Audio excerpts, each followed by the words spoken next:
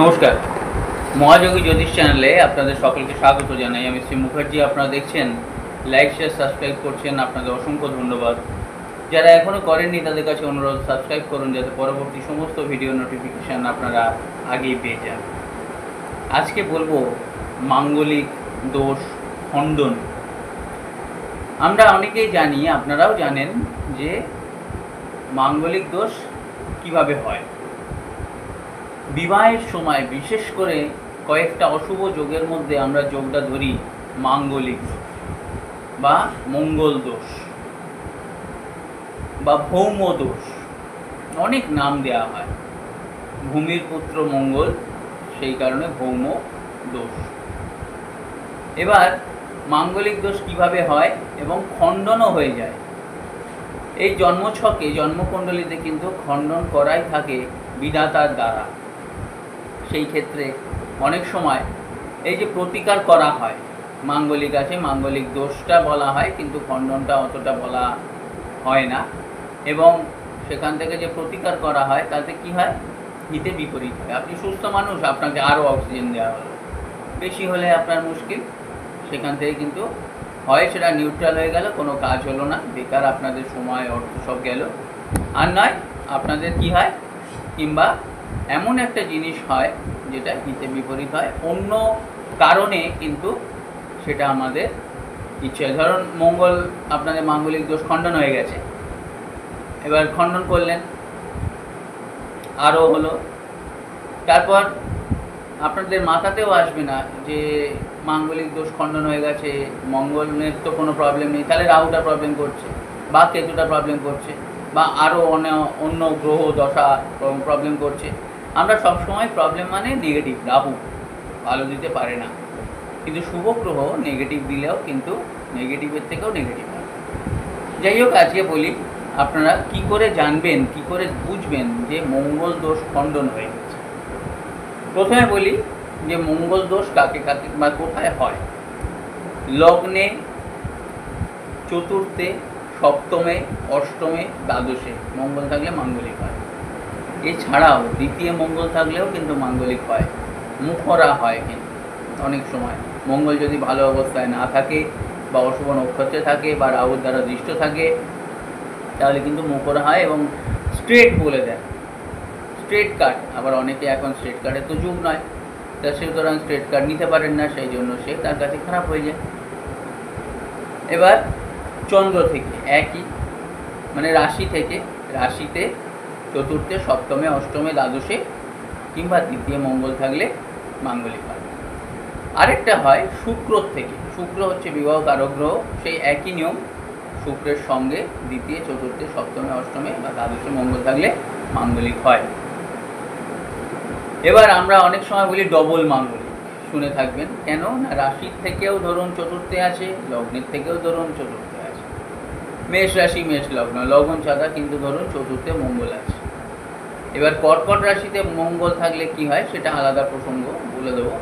কিন্তু ধরুন এইরকম হয়েছে, কিংবা আপনার ধনু রাশি, ধনু লগ্ন, তা ধনুর চতুর্থ কি মীন রাশিতে ধরুন মঙ্গল আছে, তাহলে ডবল মাঙ্গলিক, বা রাশি থেকেও চতুর্থ, লগ্নের থেকেও চতুর্থ। এবার আসি যে ক্যান্সেলেশন বা খণ্ডন কি করে হয়। ধরুন 1, 4, 1 বা 4 বা 7 বা 8 বা দ্বাদশে মঙ্গল আছে, তার সঙ্গে রবি আছে। এবার রবির সঙ্গে ধরুন রবি 17 ডিগ্রির থেকে বেশি মঙ্গল থাকে, মানে রবির ধরুন 17 ডিগ্রি, মঙ্গল ধরুন 19 ডিগ্রি, তাহলে কিন্তু খণ্ডন হয়ে যাবে। 1 নম্বর পয়েন্ট। এবার রবি মঙ্গল অনেক সময় কি হয়, আপনারা শুনে থাকবেন বা জেনে থাকবেন, খুব উদ্ধত হয়ে যান বা খুব রক্তবর্ণা হয়ে যান বা রক্তবর্ণ হয়ে যান, মানে খুব গরম, মাথা গরম, সেগুলো আলাদা বেশি। মঙ্গলটা কিন্তু রইল না।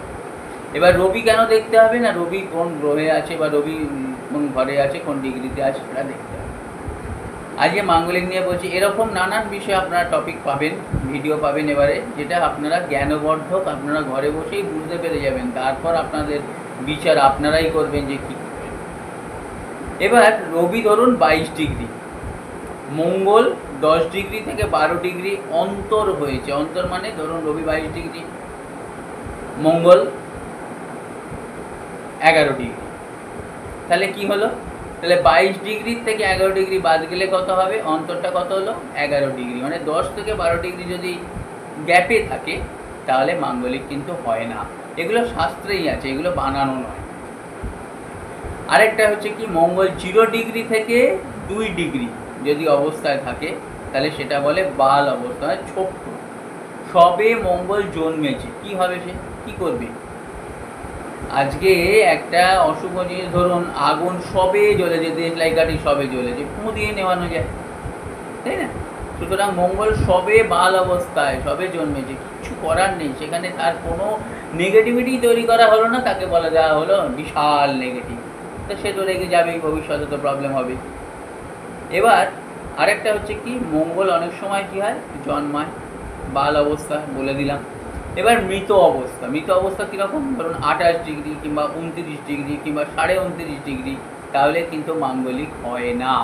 এটা মৃত অবস্থা, মঙ্গলের কোনো জোরই নেই, শুধু আছে, বডিটাই আছে। কী হবে তার? বিশাল রাজবাড়ি একজন সংসারে ছিল, ডেড বডি হবে, কী করবে সে, তাই না?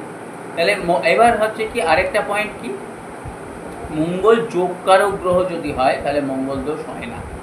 যেমন মেষের, কর্কটের, সিংহের, বৃশ্চিকের, ধনুর, কুম্ভের, মীনের এই লগ্নগুলোর মঙ্গল যোগকারক গ্রহ, একদম মাঙ্গলিক হয় না এদের। তারপর বৃহস্পতির সঙ্গে মঙ্গল থাকলে মাঙ্গলিক হয় না। রবি, শনি বা রাহু বা কেতু বা মঙ্গল থাকলে, মানে মঙ্গল ক্যান্সেলেশন হয়ে যায়। রবির সঙ্গে শনি থাকলে বা রাহু থাকলে বা কেতু থাকলে মঙ্গলের কিন্তু এই মাঙ্গলিক দোষ খণ্ডন হয়ে যায়। এবার ধরুন চন্দ্র আর মঙ্গল আছে মেষ রাশিতে বা বৃশ্চিক রাশিতে বা মকর রাশিতে, মাঙ্গলিক হয় না। সুতরাং আপনারা জেনে নিলেন যে এই সব কারণে কিন্তু মাঙ্গলিক হয় না। এইবার মঙ্গল দোষ কি ভৌম দোষ আছে কিনা বুঝতে পারবেন, তার প্রতিকার করতে হবে কিনা সেও জানতে পারবেন। এরকম টেকনিক্যালি ছোট্ট ছোট্ট, কারণ সবটা বোঝা সম্ভব হয় না সবাই, তা এইরকম ছোট ছোট ভিডিওর মাধ্যমে আমি টেকনিক্যালি আপনাদের ওয়াকিবহাল এবার করে দেব যে একটা হরোস্কোপ দেখলে আতঙ্কের কিচ্ছু নেই। কালসর্প আছে, বিশাল ব্যাপার, ওরে বাপরে বাবা, আমার বোধহয় কিচ্ছু হবে না বা আমার সন্তানের কিছু, কোনো ভয়ের কিছু নেই। পজিটিভ কালসর্প আছে, নেগেটিভ আছে, কালসর্পও আবার খণ্ডন হয়ে যায়, সেখান থেকে কিচ্ছু করার থাকে না, শুধু সে সাইলেন্ট হয়ে বসে আছে। একটা বন্দুকে গুলি নেই, কী হবে তাতে? বন্দুকটা থেকে ভয় পেয়ে লাভ নেই। ভালো থাকবেন, নমস্কার, ধন্যবাদ।